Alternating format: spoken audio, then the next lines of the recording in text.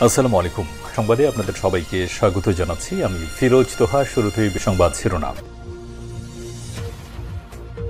বাংলাদেশের সর্বশেষ গুরুত্বপূর্ণ আপডেট সংবাদে আপনাকে স্বাগত। শুরুতেই সংবাদ শিরোনাম, পরে বিস্তারিত। শুরুতেই জানিয়ে দিব, আওয়ামী লীগ নিষিদ্ধে রিট খারিজ চাইলেন রাষ্ট্রের প্রধান আইন কর্মকর্তা। রাজনৈতিক দল হিসেবে আওয়ামী লীগ নিষিদ্ধ চেয়ে দায়ের করা রিট সরাসরি খারিজের আবেদন জানিয়েছেন রাষ্ট্রের প্রধান আইন কর্মকর্তা attorney general advocate Mohammad Asaduzzaman. শুনানিতে অংশ নিয়ে তিনি আদালতে বলেন, অন্তর্বর্তীকালীন সরকারের কোনো সিদ্ধান্ত নেই রাজনৈতিক দল নিষিদ্ধের। সংবিধানে রাজনৈতিক দল পরিচালনা যে ক্ষমতা দেওয়া হয়েছে তা খর্ব করবে না সরকার। সুতরাং আওয়ামী লীগকে নিষিদ্ধ করার যে রিট করা হয়েছে সেটি খারিজ চান তিনি। এরপর জানিয়ে দিব, নারায়ণগঞ্জে মহানগর যুবদলের সাবেক সহ-সভাপতির লাশ উদ্ধার।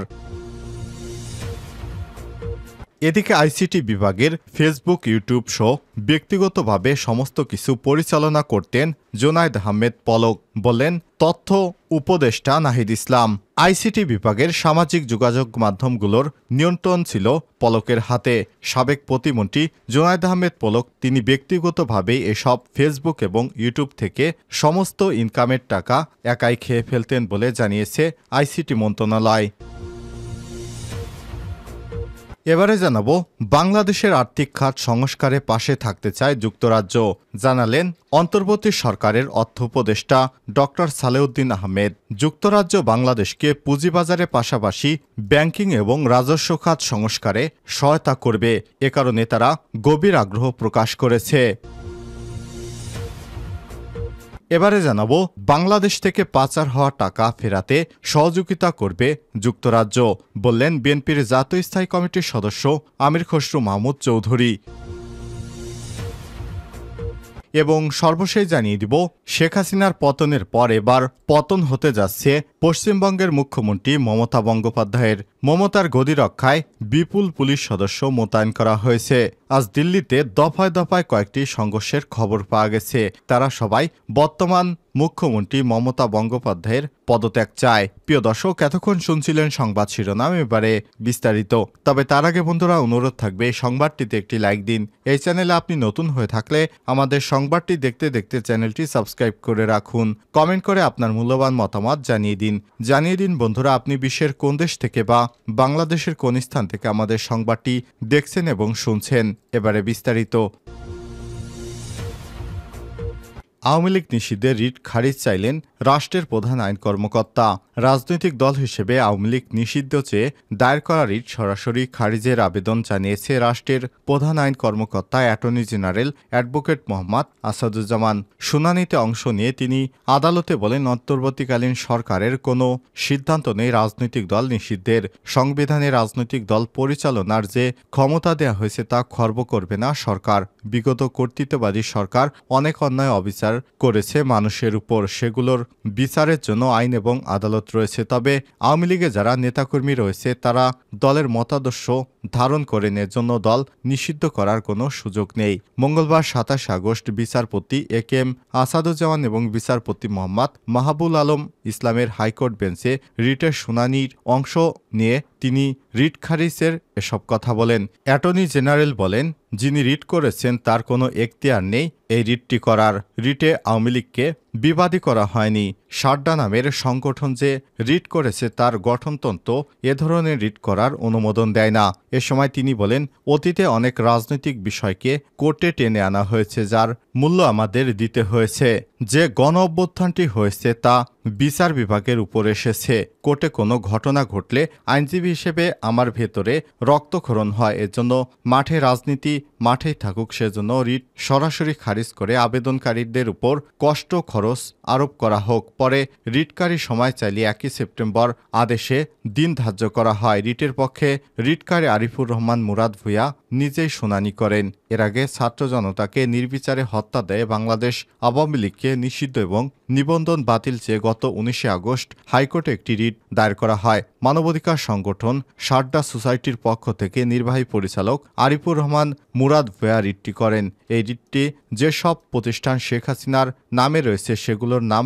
পরিবর্তন চাওয়া হয়েছে। এছাড়াও রিটে দেশ সংস্কারের লক্ষ্যে বর্তমান অন্তর্বর্তীকালীন সরকারের মেয়াদ সর্বনিম্ন ৩ বছর চাওয়া হয়েছে। সেই সঙ্গে বিদেশে পাচার করা ১১ লক্ষ কোটি টাকা ফেরত আনতে এবং বিগত আওয়ামী লীগ সরকারের আমলে চুক্তিভিত্তিক নিয়োগ পাওয়া কর্মকর্তাদের বদলি চাওয়া হয়েছে। নারায়ণগঞ্জ মহানগর যুবদলের সাবেক সভাপতির লাশ উদ্ধার। নারায়ণগঞ্জের ফতুল্লায় থানার মাঝদাইর এলাকা থেকে আনোয়ার হোসেন আনু নামে যুবদলের এক নেতার মরদেহ উদ্ধার করেছে পুলিশ। সোমবার রাত ৮টার দিকে নারায়ণগঞ্জ কেন্দ্রীয় ঈদগাহের পশ্চিম পাশে হেলেনা সেঞ্চুরি অ্যাপার্টমেন্টের লিফটের ফাঁকা জায়গার নিচতলা থেকে তার লাশটি উদ্ধার করা হয়। মৃত যুবদল নেতা ওই ভবনের ৯ম তলায় ছেলেমেয়ে নিয়ে বসবাস করতেন। এই ঘটনায় নিহতের ছেলেমেয়ে এবং শ্বশুর বাড়ির আত্মীয় স্বজন সহ ৭ জনকে জিজ্ঞাসাবাদের জন্য আটক করেছে পুলিশ। নিহত আনু নারায়ণগঞ্জ মহানগর যুবদলের সাবেক সহসভাপতি এবং নারায়ণগঞ্জ সিটি কর্পোরেশনের ১৪ নং ওয়ার্ড কাউন্সিলর মনিরুজ্জামান মনিরের ছোট ভাই। নিহতের স্বজনদের দাবি, আনোয়ার হোসেন অনুর স্ত্রী পরকীয়া প্রেমিকের হাত ধরে চলে গেছে। সেই প্রেমিক সাবেক স্ত্রী এবং ছেলেমেয়ে সম্পত্তির লোভে তাকে হত্যা করে লিফটের ফাঁকা জায়গা দিয়ে নিচে ফেলে দিয়েছে। নিহতের মরদেহ উদ্ধার করতে ঘটনাস্থলে যা উপপরিদর্শক এসআই আনোয়ার হোসেন জানিয়েছেন, নিহতের ভাই বোন হত্যাকাণ্ডের অভিযোগ করায় লাশ উদ্ধারের পর ময়নাতদন্তের জন্য নারায়ণগঞ্জ সদর জেনারেল হাসপাতালের মর্গে পাঠানো হয়েছে। ময়নাতদন্তের পর মৃতের কারণ নিশ্চিতভাবে বলা যাবে। এই ঘটনায় ৭ জনকে জিজ্ঞাসাবাদের জন্য আটক করা হয়েছে। আইসিটি বিভাগের ফেসবুক, ইউটিউব ব্যক্তিগতভাবে পরিচালনা করতেন পলক, বললেন নাহিদ। আইসিটি বিভাগের সামাজিক যোগাযোগ মাধ্যমগুলোর নিয়ন্ত্রণ মন্ত্রণালয়ের কাছে ছিল না। সাবেক প্রতিমন্ত্রী জুনায়েদ আহমেদ পলক ব্যক্তিগতভাবে পরিচালনা করতেন বলে জানিয়েছে আইসিটি বিভাগের দায়িত্বে থাকা অন্তর্বর্তীকালীন সরকারের উপদেষ্টা নাহিদ ইসলাম। গণমাধ্যমকে নাহিদ ইসলাম বলেন, আইসিটি বিভাগের সামাজিক যোগাযোগ মাধ্যমগুলোর নিয়ন্ত্রণ মন্ত্রণালয়ের হাতে ছিল না। সাবেক প্রতিমন্ত্রীর ব্যক্তিগতভাবে পরিচালনা করতেন। তিনি চলে যাওয়ার সময় পেজগুলো বন্ধ করে দিয়েছিলেন। পুনরায় চালুর জন্য মন্ত্রণালয় থেকে উদ্যোগ নেওয়া হয়েছে। নাহিদ আরও বলেন, যতটুকু জেনেছি পেজ নিয়ন্ত্রণে নেওয়া হয়েছে, দ্রুতই পেজ থেকে কার্যক্রম শুরু করা হবে। আইসিটি বিভাগের ফেসবুক পেজ এবং ইউটিউব চ্যানেল গত ১০ বছরে ব্যাপক সক্রিয় ছিল এবং এই বিভাগ সংশ্লিষ্ট বিভিন্ন তথ্য ও কর্মসূচি সম্পর্কে নিয়মিত পোস্ট দেয়া হতো। পলক কোথায় গিয়েছে, কোন সভা করেছে, কি বক্তব্য দিয়েছে, এসব তথ্য, ছবি ও ভিডিও দেয়া হতো নিয়মিতভাবে। কিন্তু সরকার পতনের পর ফেসবুক পেজ এবং ইউটিউব চ্যানেল খুঁজে পাওয়া যাচ্ছে না। এই দুটি সামাজিক যোগাযোগ মাধ্যম অ্যাকাউন্টের পাসওয়ার্ড সাবেক আইসিটি প্রতিমন্ত্রী জুনায়েদ আহমেদ পলকের কাছে। খোঁজ নিয়ে জানা গেছে, সরকারের গুরুত্বপূর্ণ এই বিভাগটির অফিসিয়াল ফেসবুক পেজ এবং ইউটিউব চ্যানেল ৫ই আগস্টের পর বন্ধ রয়েছে। ৫ই আগস্ট আওয়ামী লীগ সরকারের পতনের পর সাবেক মন্ত্রী, সংসদ সদস্য এবং দলটির নেতাকর্মীরা আত্মগোপনে চলে যান। ধারণা করা হচ্ছে, সরকার পতনের পর পলকেই প্রতিষ্ঠানটির ফেসবুক পেজ এবং ইউটিউব চ্যানেল বন্ধ করে দিয়েছে। জানা গেছে, তাদের অফিসিয়াল ফেসবুক পেজ এবং ইউটিউব চ্যানেল নিয়ন্ত্রণ জুনায়েদ আহমেদ পলকের কাছেই ছিল। ঢাকা লাইভ নামের একটি স্ট্রিমিং প্ল্যাটফর্ম এবং ডিজিটাল মার্কেটিং টিম আইসিটি বিভাগ এবং সামাজিক যোগাযোগ মাধ্যম নিয়ন্ত্রণ করত। বাংলাদেশের আর্থিক খাত সংস্কারে পাশে থাকতে চায় যুক্তরাজ্য।